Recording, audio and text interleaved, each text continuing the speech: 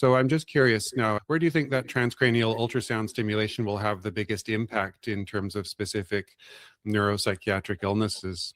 Wow, yeah, definitely. I mean, depression, OCD, some PTSD, that's definitely addictions. That's another one. We still have some very good preliminary results for other groups, and it's going to likely start to become quite some life changer to them, which is good.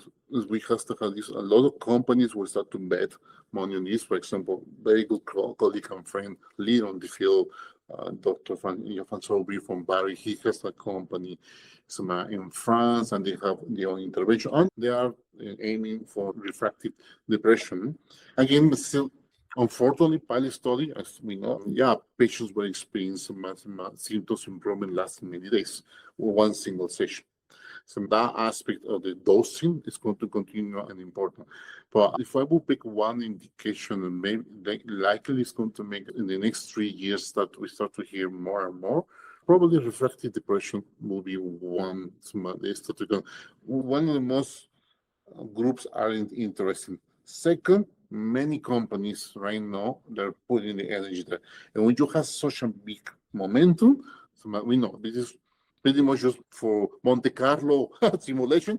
One of them is going to start to nail it and start to show very good results because you're multiplying the different approaches and so on. So, and the first results are very promising. So now we just continue to push to get sham control, dosing studies to see how much time the effect. And if we do kind of something better than TMAs that 3-6 months symptoms improvements, if we are in the same ballpark, and then we start to think combining therapies, TMAs plus ultrasound.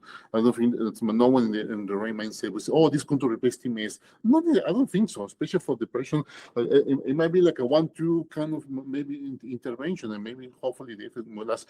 Who knows what kind of combinations am I going to do? Pharmacologically, it's going to be always part of the question, no? Some combining effects, and so that's exciting aspect, no? When you go now to clinical implementation, how things can improve. But I think even if I am very movement disorders oriented, we do some oncology, I probably need to recognize probably the depression, especially refractory depression, might become probably the poster child as the first indication is going to be significant, because even for PR perspective to show people's lives improve.